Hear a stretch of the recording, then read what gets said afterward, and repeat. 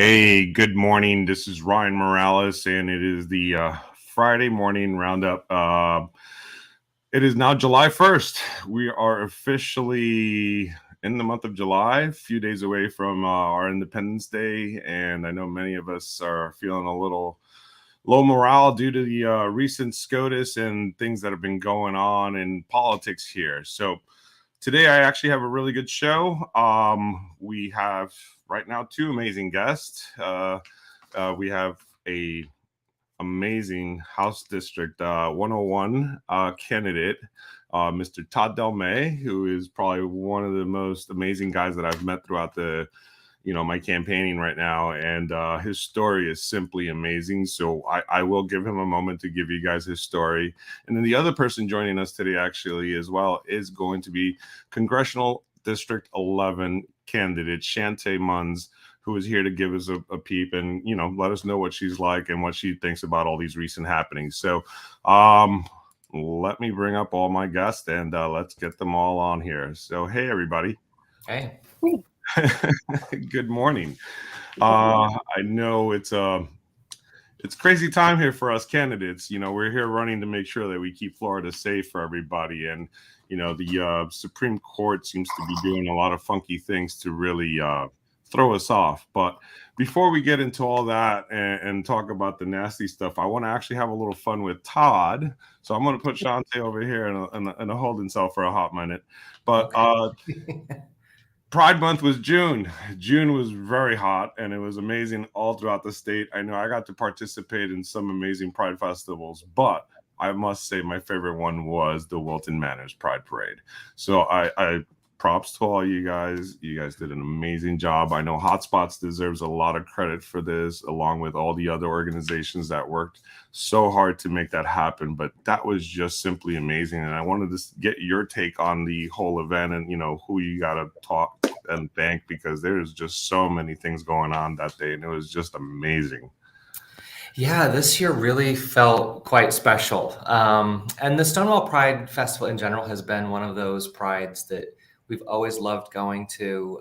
We took our son, even as an infant, we were pushing him around in a stroller to participate in the parade. And during the marriage equality fight, we were actually co-grand marshals one year. So the parade has a lot of meaning to us. The festival does. And, last year there was a tragic event that occurred, an accident that ended up canceling the parade. Mm-hmm. And so to be back this year and to be back bigger and better than ever, it was double the security, which of course is just kind of the new reality now. But despite all of that, there was such joy and energy. And if anybody's ever been in a parade, you typically start off and you're all excited because you're going, and then you kind of run into pockets where there's lots of people and they're cheering, and then you kind of hit a lull, and by the end you're just kind of exhausted and whatever. But this parade from start to finish, nonstop, moment to moment, nonstop. I couldn't believe. I think it took us nearly an hour from the time that we entered the beginning of the parade to when we finished, and it still was going on another hour after that. It just kind of goes to show you that despite everything, the community comes together, and it's not just the LGBTQ plus community, but it's also all of our allies, right? You look at how many elected allies were there, elected organizations, the police force, right? Like everybody was out, and Pride in a lot of ways has become a celebration so much more than just LGBTQ pride, but just simply pride in who you are. And if who you are is an ally to the LGBTQ community, that's just as worthy of celebrating. And it made it electrifying. It was so good to be back. Somebody told me the number of entrants they had. I don't remember the number, but it was, I want to say, close to double what they what they were expecting last year. And we thought last year was going to be a big deal, but I can't say anything. No, it was definitely the whole event. Yeah, it was definitely a massive, massive event. I know they usually say St. Pete Pride is big, but I'm going to disagree this year. Wilton Manors blew them away. I know if anybody actually goes on my Instagram feed, which is Ryan for Florida, spelled out completely, you'll actually see the live stream I actually posted up. So the video's still up there. You could actually view the walk that I did through the whole parade. Really? Yeah, I actually filmed the whole thing, so it was quite fun. So if anybody wants to get a view of that, you'll get to see what the Wilton Manors Pride Parade looked like. It was so much fun. We had a blast. I definitely enjoyed being there.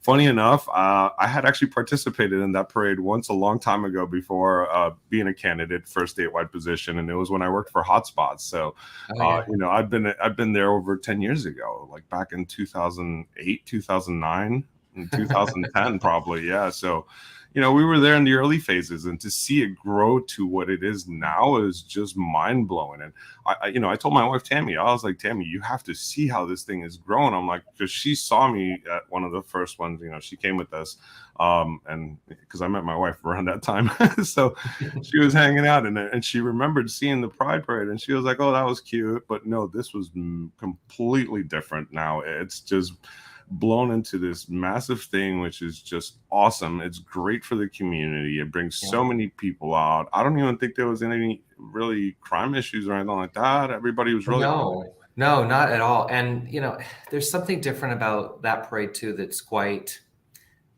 I'll say, intimate, right? Like sometimes you're in a parade, like we did the World Pride Parade in New York in would have been, I guess, 2018.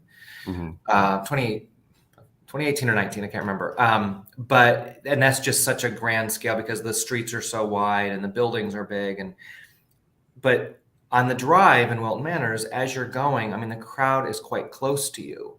It's a narrow space. And I think that just kind of lent itself even more energy, right? That you're that close to people. And, it's for us, we've been around the community for a long time. So we're constantly seeing people that we know or people that know, not running as a candidate, people who know us or know me and my name, but I may not necessarily know, but just, again, that electrifying energy that was just so close and up close and personal, right? It was great. Yeah. Yep. No, and it's definitely great to see the people cheering, especially because they know that we are Democrats and they're cheering because they know that we're fighting for them, which is awesome. So look forward to doing a lot more of that and having more fun. Maybe next time we get a double-decker bus, we need an AC. It was really hot, but you know what? The footwork was great, but we did have fun. We actually got to walk with Nikki. Val Demings was with us as well. Nice. I know who else was with us. We had all the Dolphin Democrats and all that. So we were in a large Democratic group, which was awesome. Well, we always walk with Equality Florida.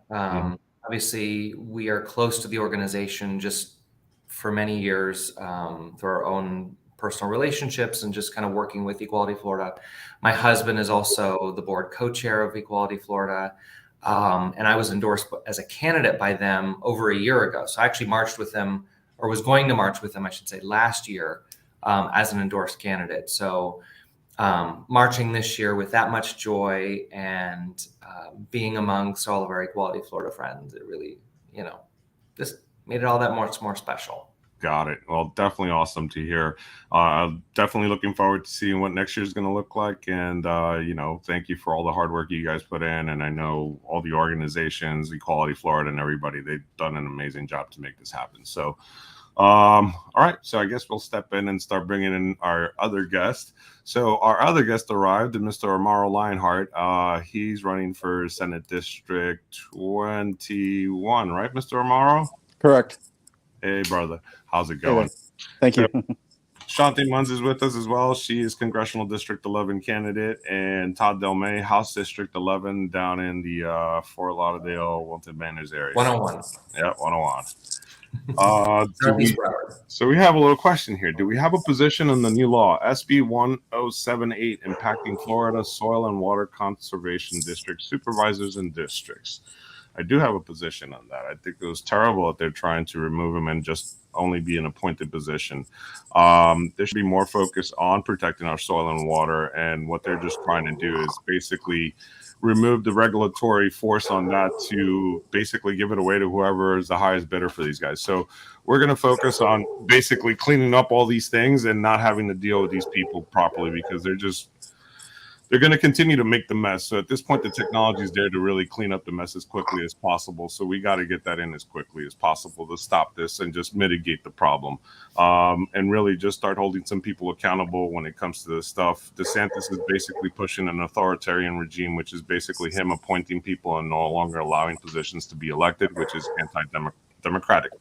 So off of that, and sorry about that, guys. It was just a question that had just come through, Yes, and I know it does come under FDAC, so we will be doing more work to make sure that we properly fund all that. Bam. All right. So I have all three of you here, and I know you guys have heard what's been going on lately with SCOTUS. The week before, as we were doing the show, we had gotten the thing about the Roe versus Wade being overturned.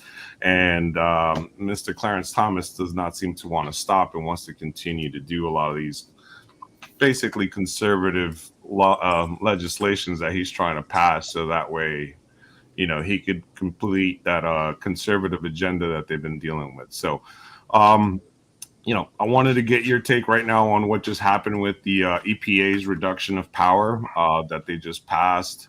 I know that's a big one for me, especially when it comes to the environment. So I wanted to get your take on that. Amaro, what's your thoughts? True. I believe that's monstrous on the part of that the EPA has been gutted the way it has. We need strong environmental protections. And given the fact that what we're seeing coming from the Supreme Court is nothing less than what we can call some type of fascism, with their 50-year plan to basically overthrow democracy with their draconian laws.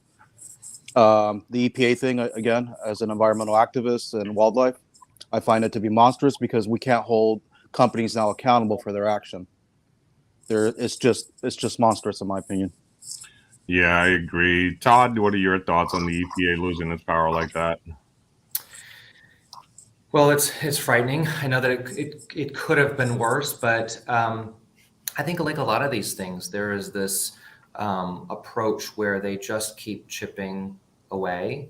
And that's something as Democrats that we have to, reconcile. Because oftentimes we want everything to be perfect and the perfect move, the perfect improvement. But Republicans are very happy to take a small win, a little bit at a time, and they keep chipping away. And in the case of overturning Roe, it took them 50 years, but that was certainly a plan. As Democrats, we oftentimes have the plan of what are we doing today, but we're not thinking about what are we doing tomorrow, what are we doing the next day, what are we doing 5 years from now, 10 years, 50 years from now, and making sure that we're thinking about all of those things and understanding that the other side never plays fair, and we need to step up our game. Yeah, exactly. We know that, and they do play dirty. One of the things that we always talk about is basically our messaging and not falling for some of the traps, especially when it comes to some of the emotional things that they try to entrap us into. The dumbest thing that could have happened last session was basically that defund the police messaging, which really pitted us in the wrong position and lost a lot of voters for no reason. And for as much as I understood the movement and agreed that we need reform and some, fixes in our police and policing and all that, because there are bad apples everywhere, not just in the policing, but everywhere. So for me, it's not just about reforming the police, but reforming everything, because government right now has a whole ton of bad apples that need to be removed. But in order to remove those, we have to get people to vote. And then we could start working on making sure that we do the right thing and right all these wrongs. So, Shante, what are your thoughts on the EPA losing its power like that, especially as a congressional district person? That's a big one for you. It's horrible. I mean, you're taking what they're doing, you're caring more about the polluters than the people who live on the planet and the environment. You're going to have a cause and effect as you go out to work every day. Right now we're in, 101, 102 degrees of weather. It's actually going to get worse. And then what most people don't realize is that as the heat index increases, it's going to take a toll on you mentally, which causes anxiety and stress. People don't realize it has a big part to do with mental health as well. And they've done studies on it, on the environment and the people, and people react differently. But at this point in time, I think it's more about lining their pockets rather than caring about the people of the public. No, I agree, and the worst thing about it too is as the temperatures rise, our fresh water supply decreases. And funny enough, here in Florida, agricultural has taken a huge chunk of those reservoirs and made it a priority for their purposes, which is understood. They're feeding America, but at the same time, there needs to be more protections for humans' rights to water and making sure that we have that available to us. So when the fossil fuel industry and gas industry and coal industry basically win, and such a thing right now like this EPA reduction of power, that's them winning. That's their money basically getting them a win, and that's just wrong. So we need to do everything we can here at a state level to protect, not just the environment, not just our ecology, but we got to protect our women. We got to protect our LGBT community. We got to protect our Black and brown people. We got to protect basically every minority, every person that does not relate to what these people are, because they're just coming for us, and it's just terrible. And this conservative institution at this point, basically the Supreme Court, has become an extreme institution. So luckily enough, we just installed, or should I say, we just had our new justice, Ketanji Brown Jackson, confirmed this morning. So I wanted to get your takes on that, because at least that's a happy thought for us in Democrat world. So Shante, what are your takes on I'm very happy for her, but at the same point in time, we need more because we got a 6-3. That's not going to help. It's just replacing the person that was already in there. I mean, if you look at the Obama administration, they blocked him from putting his nominee. Then when you have the Trump administration putting 3 more people in. So at that, I mean, what do you do? Do you add more Supreme Justice to make it even? Or do we have to work on what we have to try to come into the center to have people agree that a lot of times when we take issues to the court, it's not about what the nation needs or what the nation is crying for. It's about what they think. And it's not about their thoughts. They're thinking less of the people and more of them. Well, and that really is the problem. And so I'll ask this broadly across the board. Do you all believe we need to end the filibuster and pack the court? Amaro, what are your thoughts? Absolutely. We have a Democratic majority in both the Senate and the House. We got a Democratic president. I don't see why we can't push a lot of these important legislation that helps the people and the environment. And I'm going to say something controversial as we spoke to the Supreme Court. And I'm extremely happy that Justice Brown just got put in that position. But we're now in a position where we could actually clean the slate. Recall all these people that Trump put in there. Most of them lied. All of them lied, actually. And I'm trying to be careful saying that they lied under oath, because a lot of these people were prepped by the Department of Justice and but the White House. The right word would be perjury on that, because they committed perjury on that. Correct. So, yeah. And that's already been said by other legal entities that I know. So that's why I'm going with what they're saying. So they're basically, they committed perjury and they can actually be impeached for that. But correct. And that's something we should be exploring. Be exploring to actually help Justice Ketanji. Give us a ability to fight back when it comes to these extremist justices being removed and all their agenda. Got it. Todd, what's your take? You think we should do this and end the filibuster and just get courts packed? Well, the reason we have 9 justices is they set it at 9 when there were 9 judicial circuits. There are now 13. So it would make total sense, and I think is a logical argument, to say that there should be 13 justices on the Supreme Court as well. Look, the court was designed initially to not move with the heat of the moment, right? Similarly with the Senate, right? So that as public opinion might be swayed very dramatically by some instance, the court was designed to be much more methodical and slow. What the founders could not have imagined was the cheating that went on to steal the seat that Barack Obama should have been able to fill with Merrick Garland. The founders did not imagine that a court would, for the first time in history, remove an existing constitutional right, and that the court would become so political. They are supposed to be in a, I don't want to say ivory tower, but they are supposed to be somewhere where they are not swayed by what's happening in the world around them politically. Obviously, we cannot help that they do live in the world, right? They do leave the Supreme Court, they go home, they watch the news, they know what's going on. But to see a court become so radically political and to fall in line with this thinking that that a right could be taken away. The day that it was announced, I kept hearing NPR repeating over and over again, and they say in a very, very soothing kind of way that the Supreme Court has overturned the constitutional right to an abortion. I kept thinking, if it's a constitutional right, it can't be overturned. So I don't think that we're done on this at all. We need to get smarter. We need to be working harder.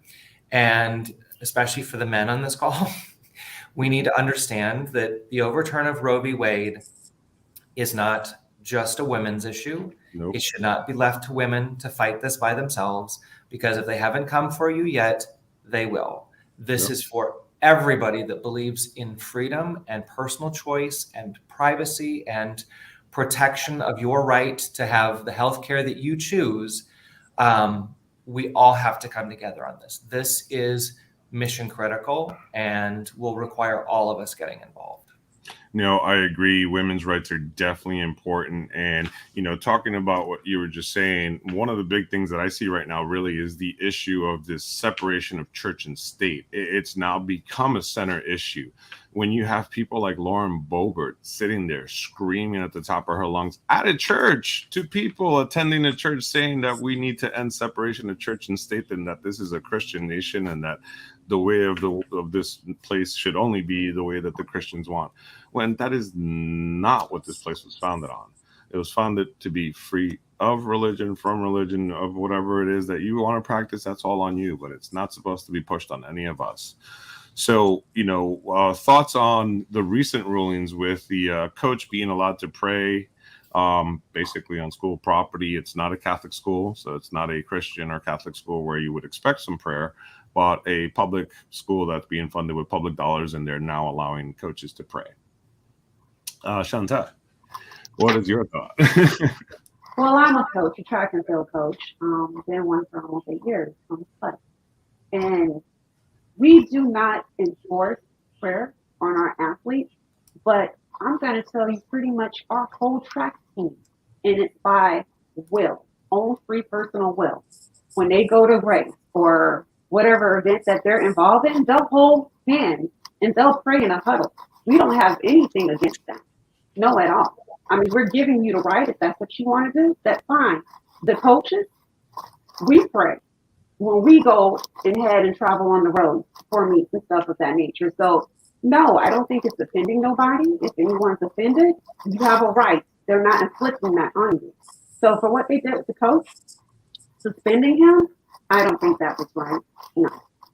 Well, and the way that people see that, though, is the fact that it is a church-state issue, and because of the fact that we try to keep those two things separate. Basically, what we tell people is that if you want to pray, you should go to a Catholic school. If you're doing that on public school grounds, then you also need to be aware of the fact that you have other children that might practice other religions.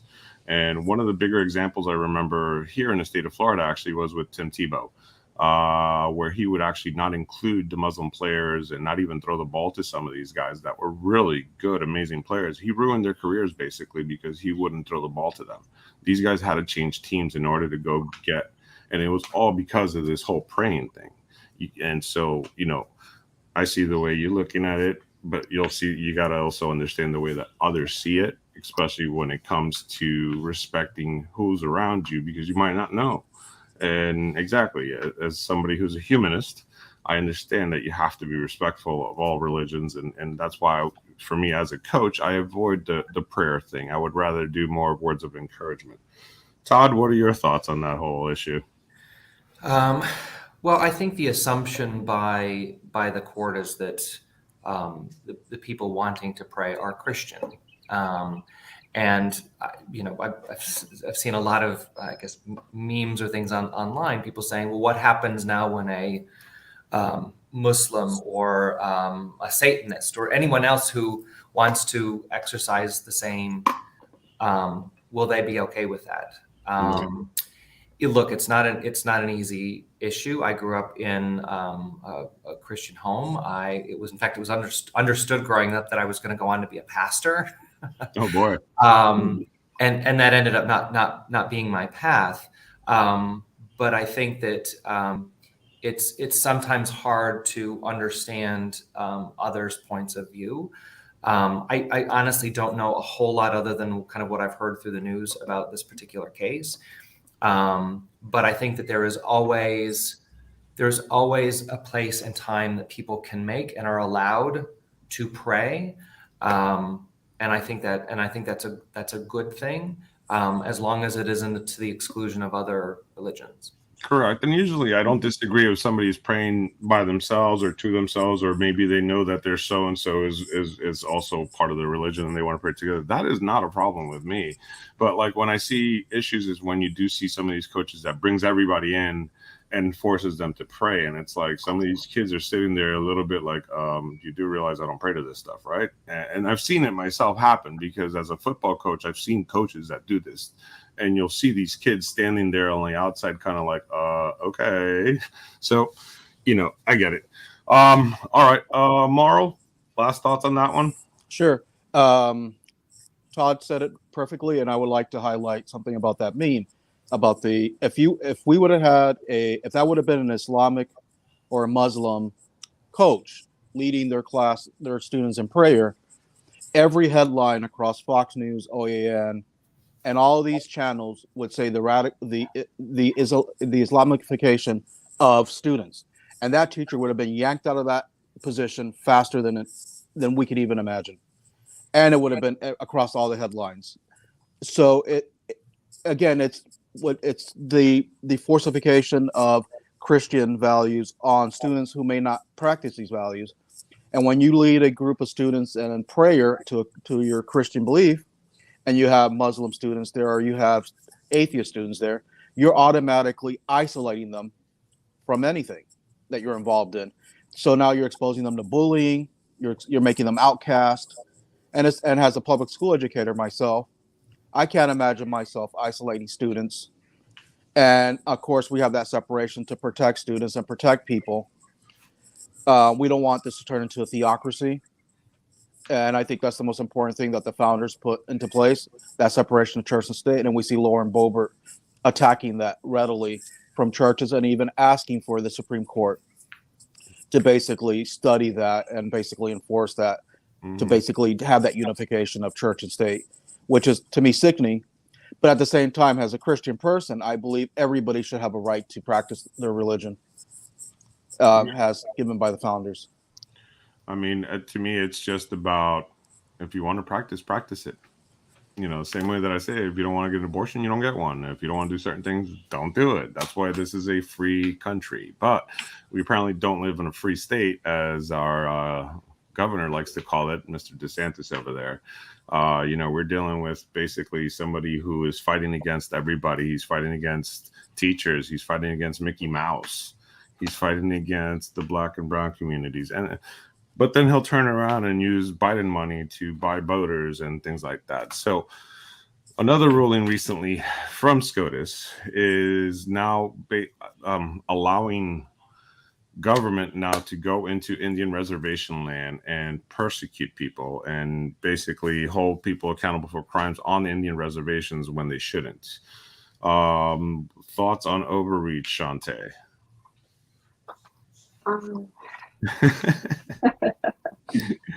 I'm just like this. You commit a crime, no matter where it is, you should be prosecuted, accept the responsibility for what you do. But the tribal unions have their own police and their own methods of doing it. So this is more of a government. But if that's that, then the government should have no right to intrude in there. If that's on their reservation and on their land, let them handle it by their law.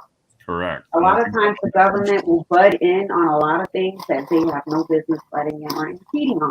And that right there, I feel like you have them at a reservation for a reason. So therefore, if they're there for a reason, let them govern their people how they see fit. Yep. And just leave it at that. And that's exactly it. Moral thought? Sure. As we know, Native American lands are sovereign nations. So it is complete overreach and kind of a throwback to the time where you would have the U.S. government invade native lands and kill Native Americans. So at what point is this going to turn into, like you said, persecution of people within a sovereign land? The government, I believe there was a governor out there in the Midwest that's asking to enforce laws in Native American land. And to me, that's kind of like going backwards. It's like going into Canada to go enforce a law that you have here in Canada. I want people should kind of actually get that in their mind that Native American lands are sovereign lands. Yep. And there are Native American tribes that actually issue passports that are recognized by other sovereign nations. Yep. So it's a matter of absolute government overreach. And we're entering almost like an Orwellian style fascism, neo-fascist state, where you have people like DeSantis who wake up one morning and say, well, I want this to be my way. And if you don't go with his way, it's the highway. As we saw with the Rays, as we saw with Disney. It doesn't matter what your personal opinions are, what your freedoms are. Whether you're a tribal nation, it doesn't matter. As long if you find yourself opposite of their beliefs, you're basically on the other side and they're going to come for you. Yeah. No, makes sense. I mean, these guys are just terrible. So with that being said, Todd, what's next? What are they coming after next? Because it just seems like they really are going to be coming after all these things. You know, Clarence Thomas made the proposal to go after or start looking into the cases of basically gay marriage. And what was the other one about contraceptives? And the other one about consentment with sex and sodomy and all these other things that they're talking about. Like, are they really going to be checking people's bedrooms? Are they going to be checking your booty hole to see where you're at? I don't get it. What is their purpose? Todd, I'm sorry. I had to because it's just out of control. But it is, but it's true. It's nuts. And I mean, we have to point out how crazy it is, because that's really how crazy it is. Like, they're talking about these things. Like, how do you regulate these things? How do you, like, are you seriously going to have the bedroom police? I don't get it. Are you going to be scanning women for IUDs? Because that's basically what I'm hearing now with one of these states, that they're going to scan women for IUDs. And at that point, you're going to be charged with attempted murder. Like, what in the world are we dealing with? Like, come on. Right. It is crazy. Well, these are all things based on control. I think we are going to see affirmative action struck down. I think that's coming. For a long time, they've been going after that. We already see cases that are coming. We see, obviously, the big business regulation and how much the EPA can regulate business. That's already happened. You're also going to see the state courts. The state legislatures have more power in determining districts. We saw it this year, obviously, with gerrymandering out a Black access congressional seat. And I think we're going to see state legislatures empowered even more to do that kind of thing, as sort of part and parcel with affirmative action to try and erase the influence of Black and brown people. And actually, I think this ties back into what we were just talking about before with the Native American issues, because for a long time, the white-centric male power structure has been in charge, and they use systems of oppression, right? And the state being able to go in and take over on Native American lands, it's not only breaking a promise that we made many years ago about their land being sovereign, but it's part and parcel of legislatures that want to use preemption. And we talk about preemption a lot today in terms of how home rule and cities wanting to govern themselves and be able to have certain controls. But preemption has a very dark history. After the Civil War and the freeing of slaves and the ending of slavery, there were a lot of cities in the South which started electing Black commissioners and having power of their own in their own cities. And the state suddenly realized, oh crap, they're taking some power here. We need to take that away. And that idea of preemption, of we're just simply not going to allow you to do those things. We know better. We're going to do this. And that shows up in all of these issues, that total matter of control. And as a reducing, a shrinking white power structure, as they move farther and farther to being a minority, they are holding on to power even tighter and doing even more damage while they still have control of those power structures.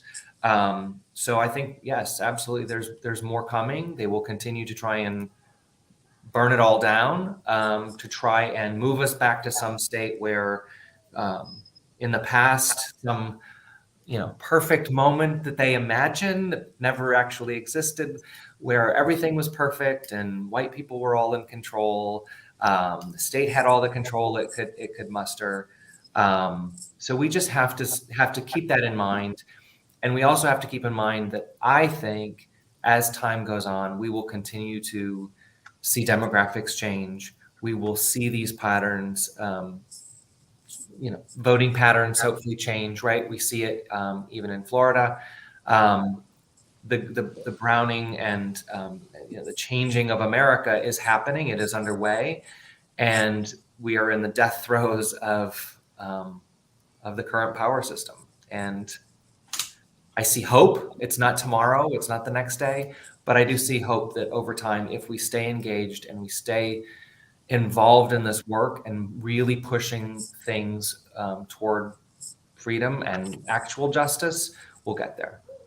Got you. Cool. So for you, Amaro, I just want to say, here's a little quote from U.S. Rep. Mary E. Miller, and I wanted to get your thoughts on this one. She actually got caught stating, "I want to thank you for the historic victory for white life in the Supreme Court yesterday." And she said that right after the Roe v. Wade was overturned. What are your thoughts on that?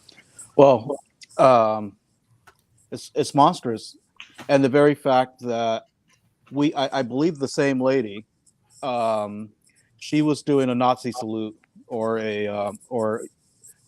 caught in a picture. So you have that Freudian slip, and they really do believe that, because they're losing.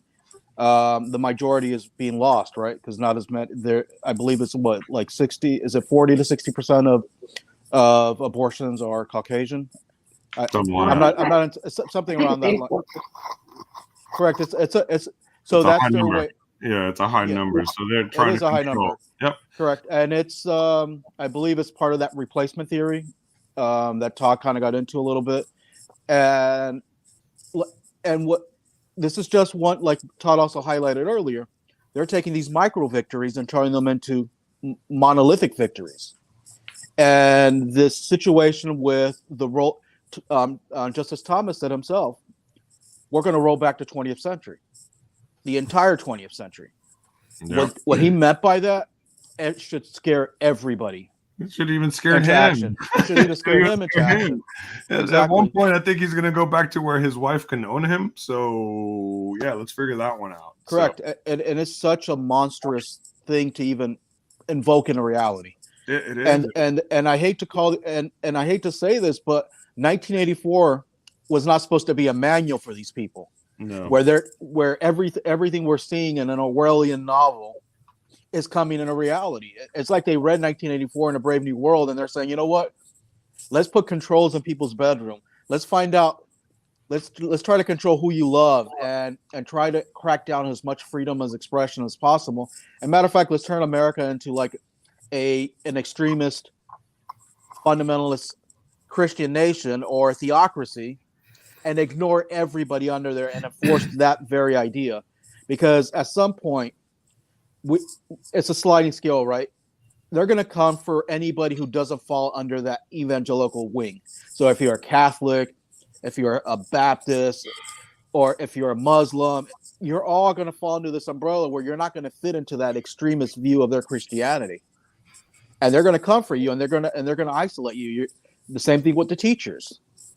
We had a county someplace up north, I believe, that just banned the rainbow colors off. The teachers can't wear rainbow colors or even display their pictures of their partners and their own desk. That's just like Todd said, it's just all these little micro victories that they're gonna basically roll it into something that we're gonna wake up one day and realize this is not the America that we all grew up in and we want for our children in the future. And that's it. That's really the issue. It's just, this isn't the America that we grew up believing in, or that we were sold on, or that we thought of. We were sold on, we are the best, that we're number one, that we do everything for our people. But then the reality is we've been living in a bit of a nightmare now, because we don't get everything we've been told. All these other countries, people live happier lives. And you're like, here in the United States, you work your butt off and you're like, why are these people so happy when they don't make as much money or whatever? And it's because they don't have to worry about healthcare. They're covered. So of course they could live a happier life, because you don't have to worry about that. That means that your money that you make actually stays in your pocket and doesn't have to go into these insurance companies that rob us here constantly. And here in the state of Florida, insurance has become a big issue, because, not only insurance for your medical, but your homes, your cars, everything has just ballooned and skyrocketed. So, let's hope that we start getting some people in place that are going to be able to help out. So I'm going to circle back and finish up over here. So I'm going to give you guys all a 2-minute time to be able to just, tell me a little bit about yourselves and let the folks know where they could donate and where they could help you out and what it is that you're fighting for. So ladies first. Shante Munns. I'm Shante Munns, congressional candidate for Congress, District 11. I am here to be a mouthpiece for the people, stand up for the people, because a lot of times we have people in positions that do not stand for what the people want as a whole. So I'm here. I'm your fighter. I'm your warrior. I'm your mouthpiece. Please donate to me at voteshante.com. You can go and volunteer at voteshante.com. You can actually fundraise and help me on this journey at voteshante.com, and we'll fight every step of the way. Awesome.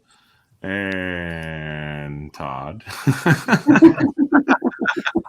It's like, who's next? Here it comes. I'm Todd Delmay. I'm running for House District 101. My husband and I were one of the 6 same-sex couples that sued for the right to marry in Florida. In 2014, I'd actually been thinking about running for state rep when we were approached, and we just recognized that this was the most important thing to our lives and to our son, who was born in 2010. And so we fought with 6 other same-sex couples, and we obviously won the case.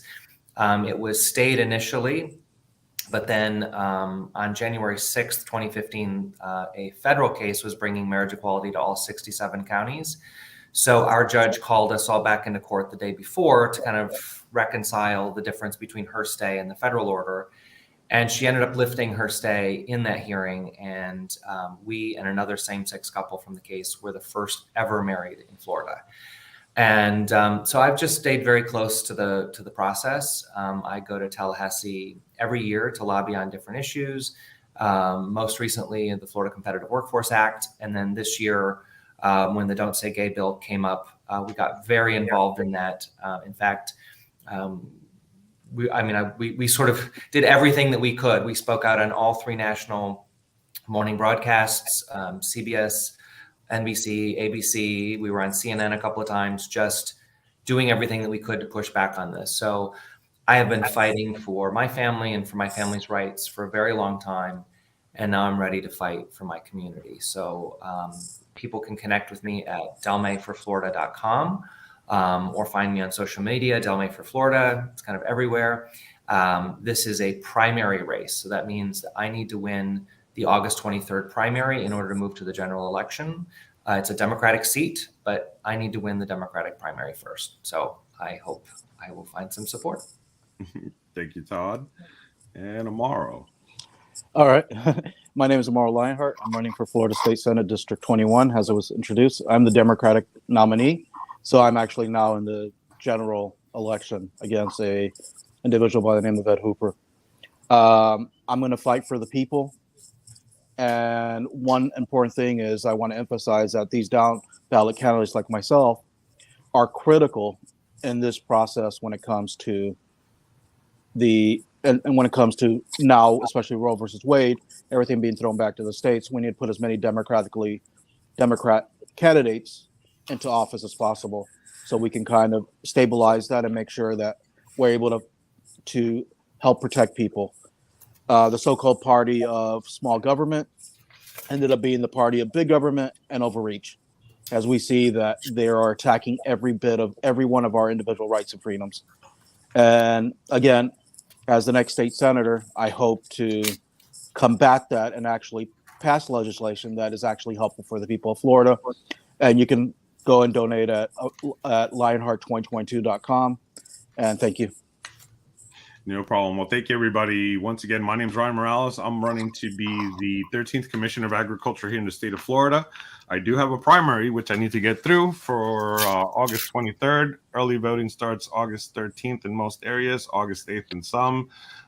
Make sure you get registered to vote. You have less than, I believe, 3 weeks to register to vote. So please make sure you're registered to vote for a primary. Make sure you vote for all these primary candidates wherever they are, if you're in their area.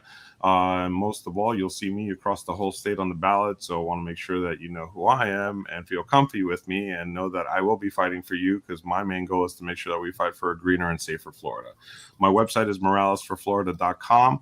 Thank you for watching this show. I'm going to let everybody say goodbye real quickly, but I just to say thank you, God bless, and see you again in another week. And we will do this again with some more candidates and special guests every week. Thank you guys, everybody. Bye.